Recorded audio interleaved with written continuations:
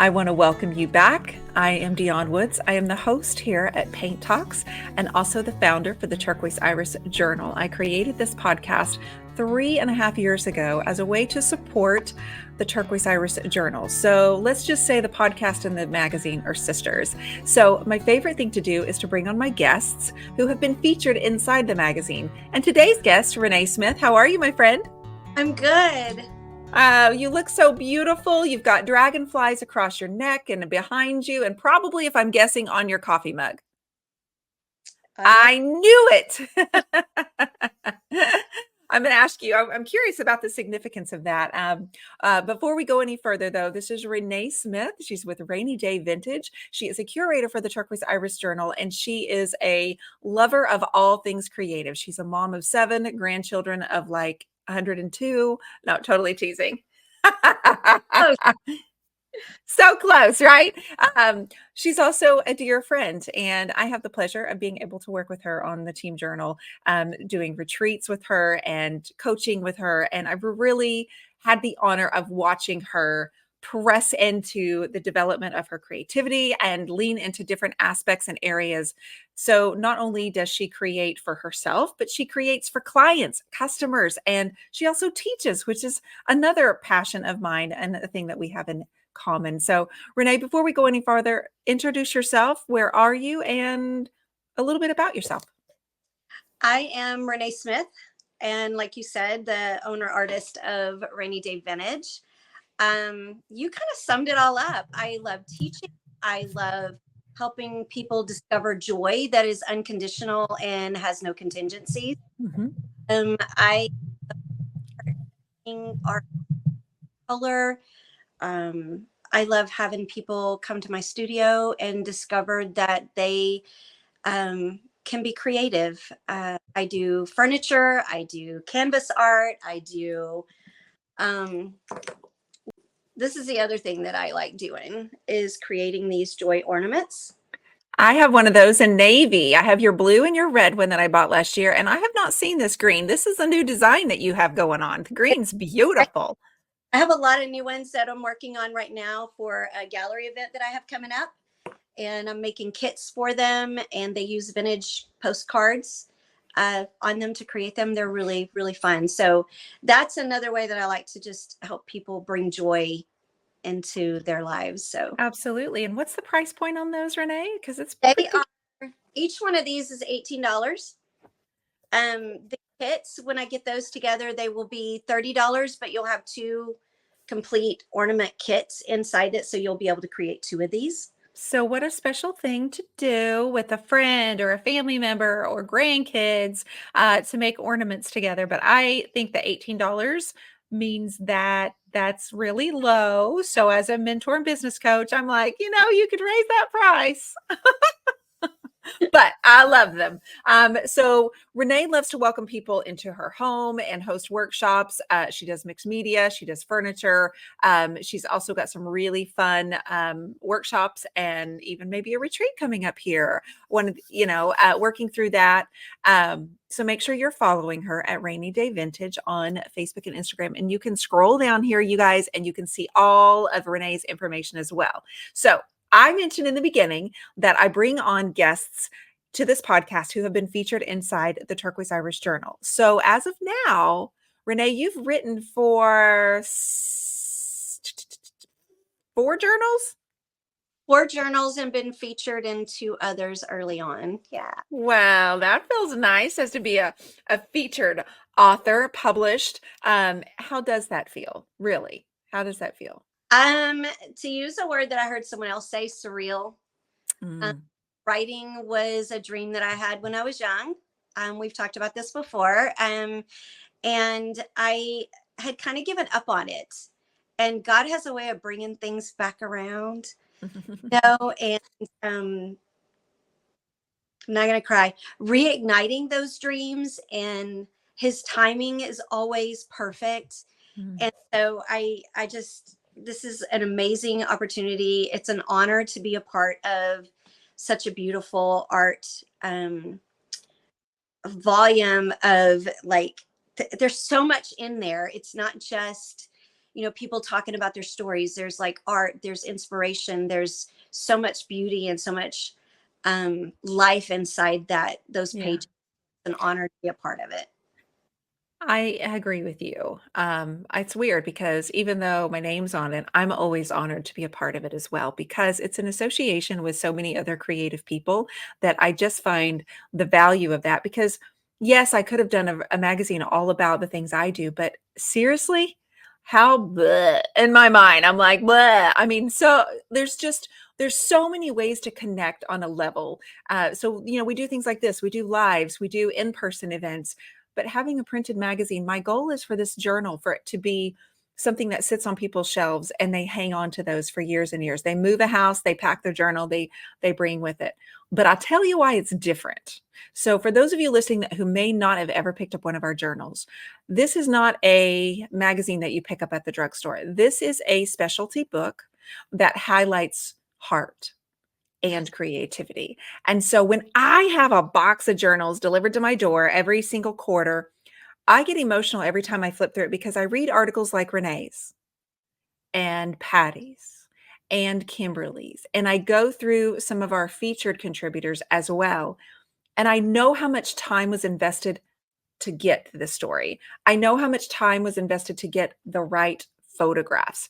And that's the part that moves me, like, how do I get to be a part of this? Like, this is so amazing that I get to be a part of this and publish this. So we're always so honored when we get feedback that says, wow, this article really touched me, because we just don't do pretty pictures, which are great. There's a place for that, but we always bring in heart. And Renee, you always do such a fabulous job of being so vulnerable. And if I'm just guessing, I feel like that might have been what triggered your Monday and your Tuesday posts, which are always excerpts from your heart, right? Tell me a Right. little bit more about that.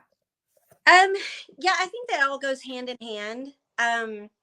Because being vulnerable, I think, especially inside the pages of that magazine and in my real talks and my self talks, um, you want it to be something where it's not just people opening up a book and looking at pretty pictures or opening my Facebook page and just seeing what I do. um it's Mhm, something that they can relate to, and it doesn't matter how much time has gone by, how many new volumes or how many new posts have been put out since that one. mhm, There's always, if you pick up one, there's always going to be a story that will help you through your day, that will help you through whatever struggles you're going through, because it right. makes you realize that you're not alone. And that's where my Real Talk Mondays and Self Talk Tuesdays came in, because I've been in a place where I've just felt like no one gets it.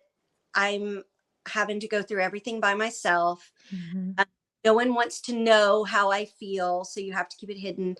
And when you realize that there's so many more people out there that can help you, mhm, that can benefit by knowing they're not alone going through it, or could possibly mhm. benefit from whatever wisdom that you've gained from that struggle.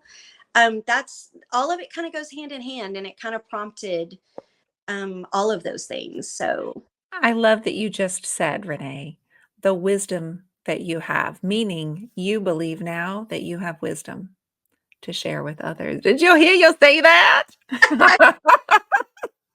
I'm like, yeah, you did just say that. She's like, I have wisdom and it's valuable and I can share it and it helps other people. So that is progress and growth, right? yes, absolutely. um when you're down in the trenches and you're down in those moments, and Lord knows I have spent a lot of time down in those trenches, um you don't see that the things that you go through and how you go through them can offer compassion, help, um a hand out to help pull them, even if it's only one step to where you are. That's more than they had before. And when you're down in it, sometimes you don't realize that. But Mhm. if you kind of start seeing it and stop looking at what you're going through, sometimes that's hard, and look around at the other people that are with you, then you start realizing, hey, I can help you and you can help me and we can get through this together. Mhm. That Right is on. the most important part. So Right on. being able to see that has finally made me see the struggles even differently. When I go through them, I don't feel like I'm being, sometimes it takes a minute to kind of breathe, but when you stop and breathe, you realize, okay, so I'm going through this for a reason, and there's Right. someone that needs what I'm going to learn from this. So what can Absolutely. to the other side of it that I can help them move through it quicker or with less pain or with knowing that they're not alone. Absolutely. And the beauty of all of that is once you step through that and go to the next level, there's someone on the other side that's able to experience what they did. And had you not had the courage, they wouldn't be able to experience what they did. Right. Like, I think about that because there's nothing about doing a magazine. There's nothing about doing a podcast now for almost 4 years. There's nothing easy about it. Everybody would be doing it. And it does feel like everybody's doing a podcast. But in reality, when you're sitting in a room of 20 people and you look around, you may be the only one that has a podcast. You know what I'm saying? Like it's really not, but it feels that way. But I think about, okay, let's just say my team with Cami and Aaron and Michelle and Shelly, let's just say we had not pushed through with the journal the way we did, then you wouldn't be having these experiences. And everybody that I've been able to feature in print wouldn't have had those experiences. And it's a thing where I can look back and go, the experiences that I have had on the same thing, I can think of the people that I am so grateful for that they were able to stand up, step into their space, go forward and say, okay, I'm going to try this, but I might fail. Love me anyway. Will you please love me anyway if I fail? Like, will you please? And so being able to reciprocate that, it's always been so rewarding. And I just, want to thank you for every single minute and energy that you put into the podcast, the blog, the journal, the social media posts, and just the growth that you are doing through your own creativity. I mean, look at your photography, right? How you feel about that these days? And Will Smith has gotten way better at photography too. That's right, because Mr. Will Smith has come to our home, which is Renee's husband, who lovingly adores her and will travel with her. And he's kind of like Matt, where he steps into whatever role you need him to be to help because he's willing to do that.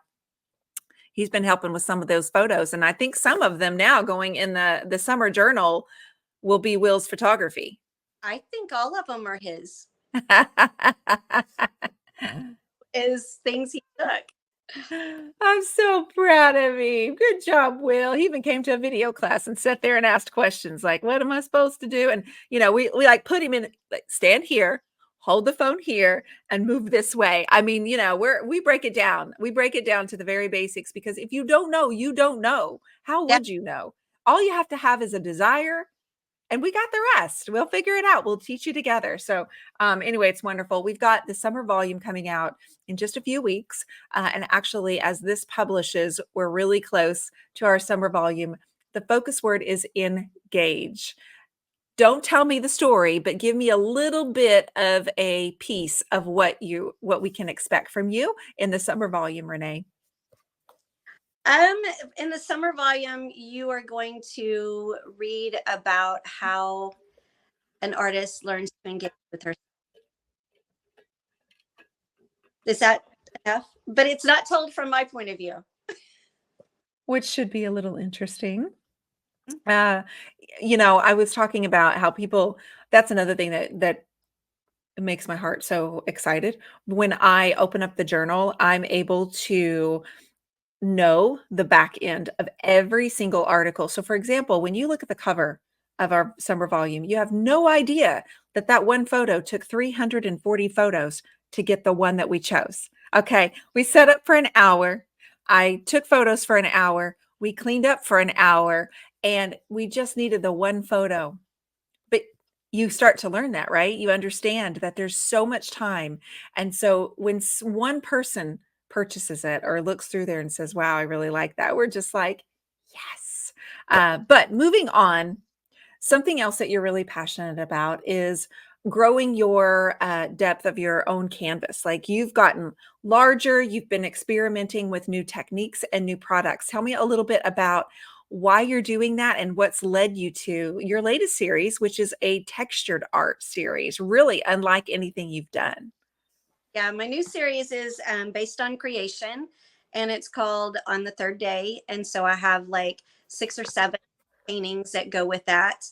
Um, I love texture and discovering how to use it my way.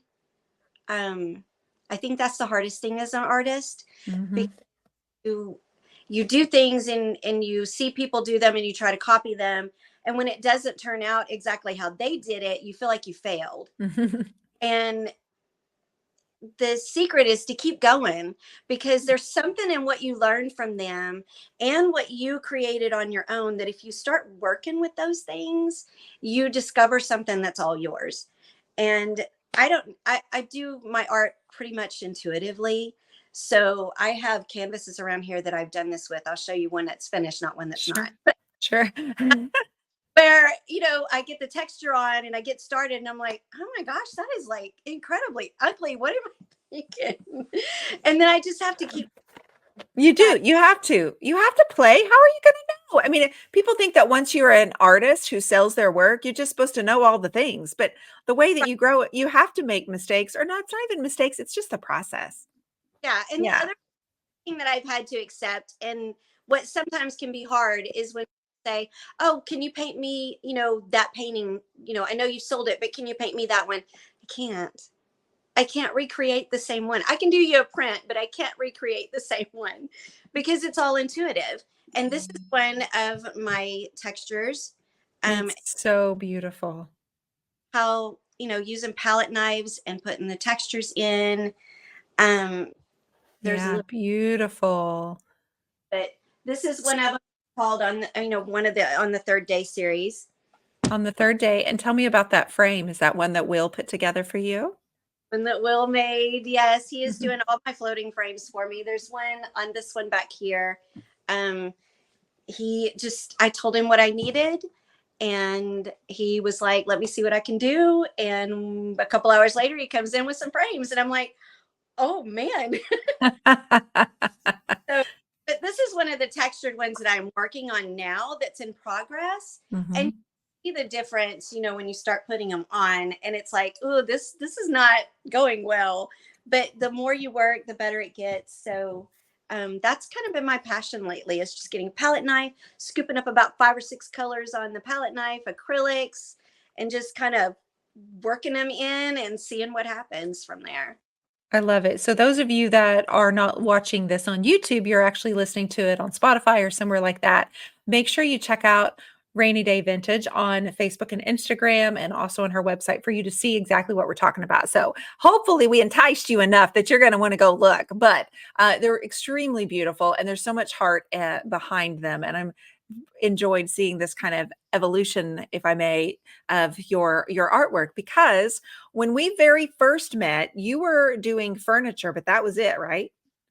Yes. Yes. And I had just started doing I canvas. was not an artist. That's what I told myself. I'm not an artist. Yeah, so it's funny, you guys, again, those of you that can't see Renee, she's got about 12 colors in her hair, and she doesn't have a lot. It's short hair, but she's got this whole process. And when you look at her, you think, wow, this woman's full of color, full of joy, and she most definitely is an artist. So when I met her, it was about 6 years ago. And there's another story there that I think we've talked about on a previous podcast, but we won't go into that today. But she's saying she didn't identify as an artist. And I think I was just coming out of, like, I was learning to do canvas. I was enjoying it. And so I was kind of in this whole, I've been this for a couple of years. Am I really going to pass off as an artist? Where I was doing furniture artistry, but I was 6 years ago just kind of learning what that was going to look like. So anyway, it's been really fun and beautiful to watch you progress into this and 100% identify with being an artist. Um, let's go into retreats and in-person events. because I think if I had told you, what, gosh, how many years ago? 5 years ago? 10 years ago? Maybe even 3, 4, that you were going to be planning your own retreat or hosting workshops in your home, what would you have told me, Renee? That it was a far-fetched idea. That it was just far-fetched. What do you mean by far-fetched? Just not possible or wrong girl? Um, just not something that would ever happen. Um, because one, what did I have to teach people? Two, why would people want to come? Um, so just a lot of different things that I would have dismissed the whole thing out of hand. But I did have a burning desire to have people here and to do things for people and to find ways to make them happy, and do it here, because when I had the greenhouse, I wanted to do weddings here. And Will nixed that idea right off the bat. It's like not happening. So, I couldn't do it with flowers in my greenhouse and my landscaping.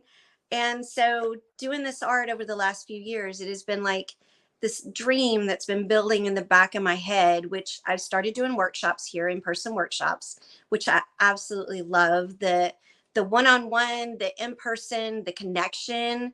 So hopefully I get to come up to one of these workshops or retreats or all the different things because I do have the beauty of being able to, see you because you're not that far from me. Like it's not that far a drive. You've been over to the house multiple times. How do you think being a mom of 7 has kind of prepped you for this type of business? Do you feel like it's helped you in any way? Um, in that I'm ready for, I mean, I can like roll with the punches.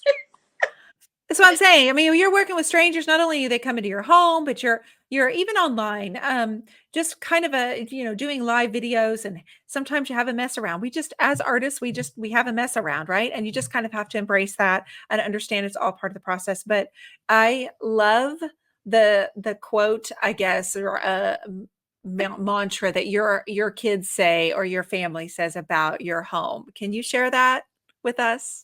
Home is for free expression, not good impression. I love it. Yes. I love it so much. Kids would tell me that when I would freak out because I would say, we got to clean everything. We got to like move all the furniture. We got to scrub every inch of the walls and the ceiling and the floors because somebody's coming over.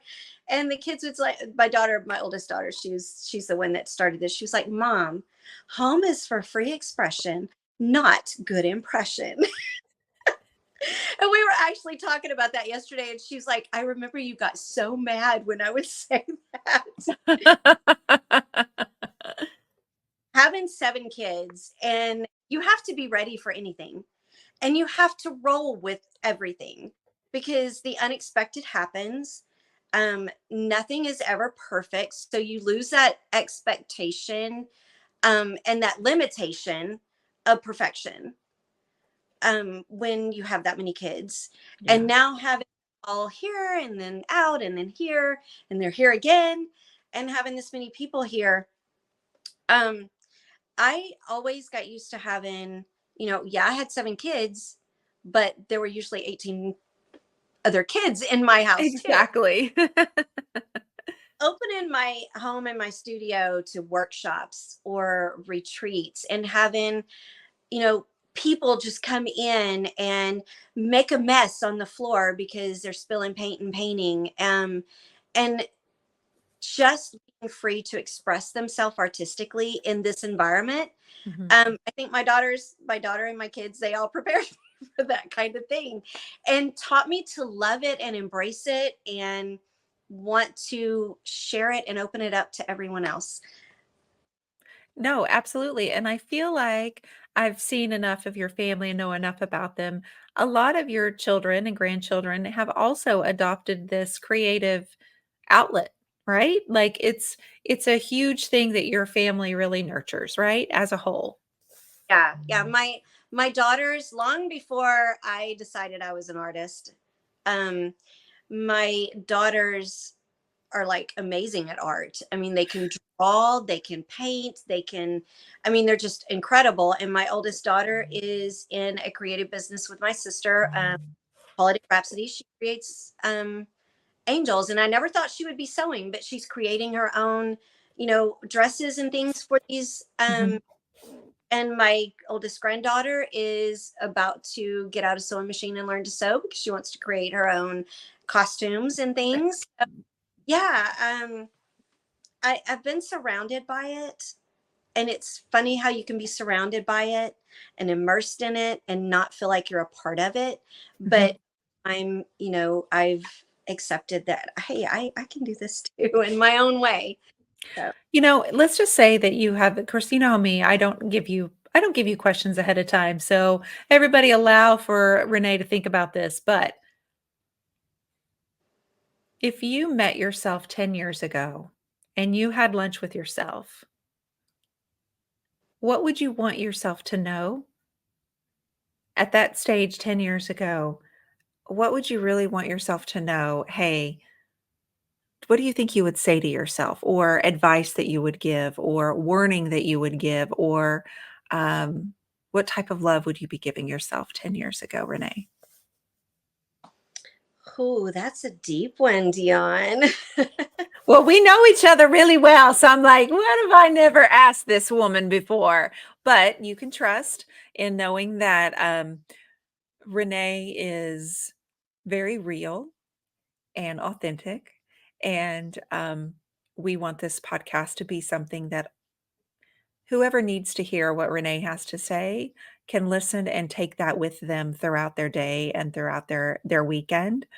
I always feel like there's a message for someone everywhere, and you always hope that the right person is listening at that the connection has been made. So as you think about that, we can come back to it if you choose to. That's okay. It's no pressure. We can catch you on the next too. But it's a valid question. And if I had to, while you're thinking, if I met myself 20 or 10 years ago and had lunch with myself, sounds kind of like, uh, I don't know, self-righteous or something, but the meeting, it would be, let's say you wrote a letter, like it's the same type of concept. If I were 38 years old, I would have been working on the Turquoise Iris, but I was not working on canvas yet. And I was still trying to figure out how to ship furniture all the way across the country. And I was quitting every day because every time it was hard. It was hot and it was hard. And it was, just trying to keep up with children and baseball and just life. It was quite overwhelming 10 years ago. Um, of course, I would think about loving on myself. And I think I look back and I was doing much better than I realized at the time. I was doing really well. I just didn't feel like I was. I felt like I was letting people down at every corner. I felt like I was not being the best mom that I should be. With my oldest would have been 12. And that was a really hard year with a 12-year-old boy. It was really hard. I think that was the year that I was going through counseling, and so was he. Um, But I think other than just saying, "You're gonna be okay, I promise," I think I would wanna also give myself more direction. I think I would wanna say, "Hey, the fact that you tour art galleries and you go to these art festivals and you are obsessed with art, pay attention to that." I think I would give myself more of a roadmap and love on myself. Um, and of course, we could go into it, but the question was for you, Renee. um, let's see if I can do this without crying. Um, Okay. because I think one of the things that I would probably tell myself is it's okay to give yourself space, to step into that space. And by doing that doesn't mean that you have less love for the people around you. it actually gives you more to give to them. When you say space, what kind of space do you mean? A hey, this is space in the room and I deserve to occupy it? A little of all of it. It's mental space, it's emotional space, it's space for you to follow your own dreams. Um, as a mom, especially with 7 kids, Mm, I, I mean, it doesn't matter how many kids you have. You know this as well as I do. You put everything that you want, everything that you dream, kind of in the back because you want what they want. And so everything that you do, every breath you take is about giving them. And working with my parents, I had, mm, my kids, I had to make sure they had everything. I had to make sure my parents had what they needed with running their, mhm, and I was such a big part of that till there was no room for me. And by asking for that room, or even the times that I was like, no, why can't I have anything just for me? The second thought, immediately following is, why are you being so selfish? right. And so you just I keep pushing see. down. And so learning that, taking that space and following my own dreams too, wasn't pushing aside what everyone else wanted. Mm, It wasn't giving less to them. It was actually allowing me to have a bigger space to fill up so that it could overflow more. And mhm. if that makes sense, it's taken so long to learn that if I think if I could just tell myself it's okay to take that space Mhm. and to love yourself Mm. and accept who you are, what you love, what you want, it's okay. I love that. Yeah. You were talking about the pressure that we put on ourselves, and I yesterday I was having a conversation with somebody in a coaching call, and I was picturing like someone's hand, and sometimes it's our own hand where we're keeping it, and often we're in this stage of our life where we're trying to get out from underneath the push Mhm. down, like stay down, stay small, stay down. And we're like trying to maneuver our way out of it, Renee, or trying to get that pressure off of us and get out and say, no, I want to stand up taller. I want to do it with this community. I want to stand up taller and group together and connect. But when there's this, oh, it's often self-inflicted, like our own, here I am pressing my hands on the top of my head, pushing myself down, um, because it is so much safer down lower where there are more things to hide behind. Yes, definitely is. Not healthier and not happier and not better for the people around you or that you love, but safer. Sometimes we fall into that lie of the safety and it's not really safe. Um, Mhm. and so we get caught up in, but they need this. So I'm going to pull this wall in a little tighter around me so they have more space. And that's not how it works. Mhm. Not how it works. When you close yourself in, you're not able to help anyone, and much less yourself, but not the people around you. And when that's what your passion is to help people around you, have to be willing to just throw all those walls out, step into your space. The other thing that I think I would tell myself, Mhm. because I did not feel like I belonged back then, I did not feel like I had any value to offer.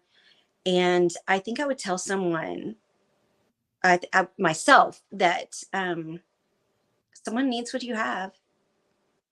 So someone needs to know. They need to see. I know you're very faithful. Mhm. You read your Bible religiously, and that's such a huge part of you and your family and your business. And you let all of those threads weave together.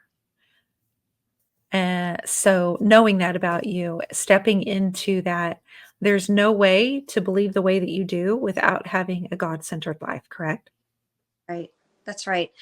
I have I create these joy ornaments, and it's funny how joy has become like this big part of my business theme, I Mm. guess. And it's based on the joy of the Lord is my strength. And that joy comes straight from Him, which means it's not contingent on this world. It's not contingent on the problems and the struggles that I have. And it's that joy brings a light that I just want to share with everyone. And so I, it just Yeah. a big part of everything. Yeah. And when you have that joy, and you can take even in the darkest moments, and you can look around you, like I did this the other, I felt like the weight of the world was on me a couple of days ago, and I just wanted, I think I even messaged you, I just want to give up on everything. And we all have those moments. Mhm. And it felt really heavy. And Mhm. I said, okay, I'm going to stop for a minute. And if I look around me right now, in this moment, what brings me happiness just right now? What is in my scope at this moment? Not Right. things that are outside of here, but that I can see or hear right now. I could hear my son-in-law laughing with my daughter, and they went through a hard time and had to move back. And hearing his laughter and knowing he was happy in that moment just made my heart race. Hearing my youngest granddaughter racing through the house yelling, nay, nay, nay, nay, that brought me joy. So I could like pick out little things. And when you can find a moment to take a breath and do that, it changes everything. Even the darkness doesn't seem so dark. Yeah. I love that. Thank you. Because you're talking about just bringing everything to the present moment and letting out the noise and bringing in what you know to be true. And that is your family was safe and happy and well. You are safe. And the reality of it is, starting back here, recentering is something that you've learned to do. You've learned how valuable that is, and you're sharing that wisdom, which is valuable, with others. And Yes. I am grateful that you are willing to do so, so candidly. And every post that you do, every time I get to spend time with you, every conversation I get with you, it just warms my heart as our own relationship deepens. But seeing both of us step up taller and shimmy that hand off of the top of us, and use the creativity that we were given and share it with others, right? Right. Yeah. Thank you so much for being a curator, a friend, a creative, a furniture artist, an educator, all of the things that you're doing, Renee. Thank you. Thank you for having me on here. And being a part of all of this is such an honor. Thank you. You thought you were sitting at the wrong table. I did. You were sitting right next to me, honey. I I I mean, if you had been sitting at that table with us and seen us in that moment, you would have literally seen me when you said something about having plans and you weren't spilling what it was. I literally was like, She's looking around over her shoulders, you guys. I Oh. be at this table. I don't think she remembered I'm here. Yeah, I remembered you were there, and I was so grateful you were there. I'm grateful for everything you do, everything you share. Our journal is the most fantastic journal there is, and all we have to do is to get it in more people's hands. So everybody, we do ship internationally. We do want people to share the journal. We want people to talk about it. We want it to be something that they also, because we're curators of timeless creativity, which means it's not targeting a certain generation, it's targeting all, right? So I would love for all of you now, just make sure you scroll down to the bottom, make sure you are liking, following Renee, learning a little bit more of her process, and maybe you'll even catch a workshop or an upcoming retreat down the road. Renee, thank you so much for being on here with me. This might be your third time to be on this podcast. So, I love it. Everybody have a wonderful afternoon. We will be back for another episode of Paint Talks podcast, and we will see you then. Thanks so much.